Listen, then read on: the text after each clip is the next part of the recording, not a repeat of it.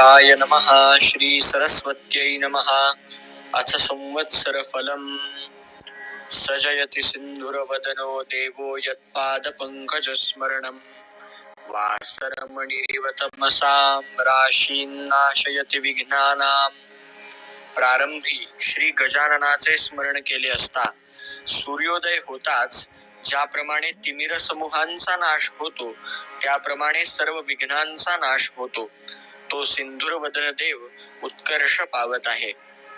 नत्वा गणपतीं खेटान ब्रह्म विष्णु शिवात्मकान संवत्सर फलम वक्ष्ये सर्व कामार्थ सिद्धये.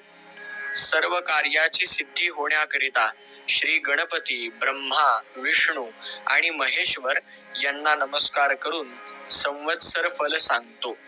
नूतन संवत्सर सुरू होते त्या दिवशी घरोघर ध्वज व तोरणे उभारावीत.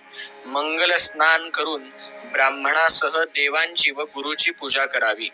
स्त्रिया व मुले यांना वस्त्रालंकारांनी भूषित करून उत्साह करावा. ज्योतिषाचा सत्कार करून त्यांच्याकडून वर्षफल श्रवण करावे, म्हणजे हे वर्ष लाभप्रद होईल. प्रथम मंगल स्नान करून अमृतापासून उत्पन्न झालेल्या कडुनिंबाच्या कोवळ्या पानांचे चूर्ण करून पुढे सांगितल्याप्रमाणे भक्षण करावे, म्हणजे व्याधींचा नाश होऊन सुख, विद्या, आयुष्य व लक्ष्मी ही प्राप्त होतात. मिरे, हिंग, मीठ, ओवा व साखर यांच्यासह पुष्पासहित कडुनिंबाच्या कोवळ्या पानांचे चूर्ण चिंचेत कालवून रोगशांती होण्याकरता भक्षण करावे. पंचांगस्थ गणपतीचे ब्राह्मण व ज्योतिषी यांचे पूजन करून याचकांना यथाशक्ती दानादिकांनी संतोषवून मिष्टान्न भोजन घालावे. नाना प्रकारची गीते, वाद्ये व पुण्य पुरुषांच्या कथा ऐकून दिवस घालवावा, म्हणजे संपूर्ण वर्ष सुखाने जाते. राजाचे फल श्रवण केले असता वैभव अचल होते. प्रधानाचे फल श्रवण केले असता कुशलता प्राप्त होते. अग्रधान्येशाचे फल श्रवण केले असता लक्ष्मी स्थिर होते. मेघाधिपतीचे फल श्रवण केले असता वाणी सुरस होते. रसाधिपतीचे फल श्रवण केले असता धार्मिक बुद्धी स्थिर होते. पश्चात धान्याधिपतीचे फल श्रवण केले असता दीर्घायुष्य प्राप्त होते. प्रतिवर्षी वसंत ऋतूत पुण्यकारक अशा चैत्र महिन्यात नवीन वर्षफल श्रवण केले असता पातकांच्या ओघांचा नाश होऊन आयुष्य, यश व लक्ष्मी यांची वृद्धी होते. ब्रह्मा, विष्णू, महेश, रवी, चंद्र, मंगळ, बुध, गुरु, शुक्र, शनी, राहू व केतू हे सर्व शत्रूंचा नाश करोत. वर्ष प्रतिपदेच्या दिवशी जे भक्तिपूर्वक संवत्सर फल श्रवण करतात ते रोग, दुःख व दारिद्र्य रहित होऊन आनंदाने व धनधान्याने युक्त होतात. सूर्य तुमच्या आरोग्याची वाढ करो, चंद्र यशाची, मंगळ ऐश्वर्याची, बुध बुद्धीची, गुरु हा गौरवाची व शुक्र कोमल वाणीची वाढ करो. शनी आनंद व राहू बाहुबल देवो आणि केतू तुमच्या कुलाची उन्नती करो. तिथीच्या श्रवणाने वैभव स्थिर होते. वाराच्या श्रवणाने दीर्घायुष्य प्राप्त होते. नक्षत्र श्रवणाने केलेल्या पापांचा नाश होतो. योगाच्या श्रवणाने वियोग नाश होतो. कर्णाच्या श्रवणाने सर्व इच्छा पूर्ण होतात. ज्योतिषाकडून नित्य पंचांग श्रवण केले असता सिद्धी प्राप्त होतात. श्री सूर्य सिद्धांत मताने जगाच्या उत्पत्ती, संरक्षण व लय यांना कारणीभूत अशा श्री महाविष्णूच्या नाभी कमलापासून उत्पन्न झालेल्या ब्रह्मदेवाचे आयुष्य 100 वर्षे आहे. त्यापैकी 50 वर्षे होऊन गेली. सांप्रत 51व्या वर्षाच्या पहिल्या महिन्याच्या पहिल्या पक्षाच्या पहिल्या दिवसाच्या घटिका 13, पळे 42 आणि 3 अक्षरे होऊन गेली. 4 युगे 1000 वेळा येऊन गेली, म्हणजे ब्रह्मदेवाचा 1 दिवस होतो. तेवढ्याच लांबीची त्याची 1 रात्र असते. ब्रह्मदेवाच्या एका दिवसात 14 मनू होतात.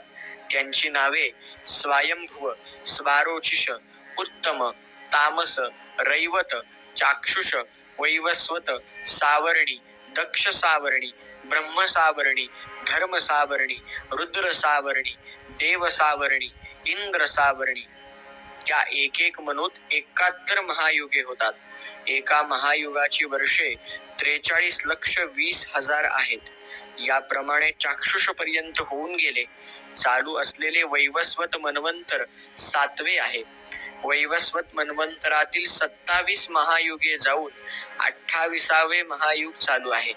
कृतयुगाची वर्षे 17,28,000, त्रेतायुगाची वर्षे 12,96,000, द्वापार युगाची वर्षे 8,64,000, सांप्रत चालू असलेल्या कलियुगाची वर्षे 4,32,000. कलियुगामध्ये 6 शककर्ते आहेत. प्रथम इंद्रप्रस्थात युधिष्ठिर धर्मराज झाला, त्याचा शक 3,044 वर्षे. दुसरा उज्जैनीत विक्रम झाला, त्याचा शक 135 वर्षे. तिसरा पैठण येथे शालिवाहन, त्याचा शक 18,000 वर्षे. चौथा वैतरणी नदीचे काठी विजयाभिनंदन होईल, त्याचा शक 10,000 वर्षे. पाचवा गौड देशात धारातीर्थी नागार्जुन होईल, त्याचा शक 4,00,000 वर्षे. सहावा कोल्हापूर प्रांतात कल्की होईल, त्याचा शक 821 वर्षे. कलियुगाच्या एकंदर वर्षातून 5,127 वर्षे मागे पडली व 4,26,873 वर्षे शिल्लक आहेत. या पराभव नाम संवत्सरात पाण्याचा तुटवडा भासेल, मात्र खरीपातील पिके चांगली येतील. साथीचे रोग वाढतील, तसेच लोकांमधील भांडणे वाढतील. राजाचे फल सौराष्ट्र, काठेवाड, पंजाब, उत्तर प्रदेशाचा ईशान्य भाग, वराड, विदर्भ, दिल्लीच्या पूर्वेकडील प्रदेश आणि पाटणा इत्यादी ठिकाणी. प्रधानाचे फल बंगाल प्रांतामध्ये, मेघाधिपतीचे फल बिहार व जबलपूरचे बाजूस, तसेच गंगेच्या दक्षिणेस व गंगा आणि शोण यांच्या संगमाच्या पूर्वेस. धान्यस्वामीचे फल गुजरात मध्ये, आर्द्रा प्रवेशाचे फल विंध्य पर्वताच्या दक्षिण भागी, रसाधिपतीचे फल कोकण, मध्य प्रदेश आणि राजस्थान यामधील भूभाग, अर्धेशाचे फल आंध्र प्रदेशात, सेनेशाचे फल पंजाब व काश्मीर मध्ये, निरशेषाचे फल दिल्ली व पंजाबचा उत्तरेकडील प्रदेश, फलाधिपतीचे फल गुजरात व सौराष्ट्रामध्ये. राजा गुरु असल्याने पाऊस चांगला पडेल आणि धान्य, फळ आणि दूध मुबलक मिळेल. यज्ञ यागादी कर्मे केली जातील. मंत्री मंगळ आहे म्हणून पाऊस कमी पडेल आणि धान्य कमी मिळेल. आग, चोर व रोगराई यापासून लोकांना त्रास होईल, भांडणे वाढतील. मेघाधिप चंद्र असल्याने पाणी विपुल मिळेल आणि धनधान्य वाढेल. विद्वानांचा गौरव होईल. खरीपाचा स्वामी गुरु असल्याने पाऊस चांगला पडेल, धान्य व फळे विपुल मिळतील. संपत्ती वाढून लोकांना आनंद होईल. रसांचा अधिपती शनी आहे म्हणून पाऊस थोडा पडेल. लोकर, लोखंड महाग होईल. रब्बीचा स्वामी बुध असल्याने गहू, मूग, ऊस, भात व दूध दुभते मुबलक मिळेल. विद्वानांचा गौरव होईल. निरसांचा अधिपती गुरु असल्याने सर्व रत्ने, सोने, कापूस, सुपारी, चंदन हे पदार्थ पुष्कळ होतील. आर्द्रा प्रवेश निज ज्येष्ठ शुद्ध अष्टमीला सोमवारी 22 जून 2026 रोजी दुपारी 12:26 वाजता सूर्य आर्द्रा नक्षत्रात प्रवेश करतो. त्याचे फल धान्य व कापड पुष्कळ होईल, धनधान्य वाढेल. यावर्षी काल नावाचा मेघ असल्याने पाऊस कमी पडेल. रोगराई वाढून लोकांना दुःख होईल. यावर्षी तक्षक नावाचा नाग असल्याने पाऊस मध्यम पडेल. भांडण, तंटे वाढतील. पशुपालक श्रीकृष्ण आहे म्हणून जनावरांना आनंद होईल. धनधान्य वाढेल. दूध दुभते भरपूर होईल. मेघनिवास माळ्याचे घरी असून रोहिणी नक्षत्र समुद्रावर पडले आहे, त्यामुळे भरपूर वृष्टी होऊन धनधान्याचे प्रमाण वाढेल.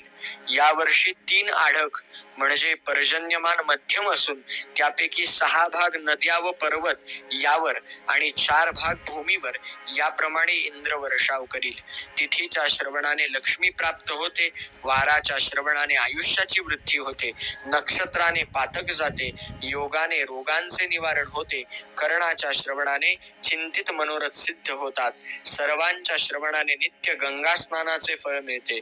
हे शुभकारक वर्षफल संवत्सरारंभाच्या दिवशी जे भक्तीने श्रवण करतील ते वर्षभर सुखी होतील. इति संवत्सर फलम संपूर्णम. श्री गजाननार्पणमस्तु. शुभम भवतु. जय जय रघुवीर समर्थ.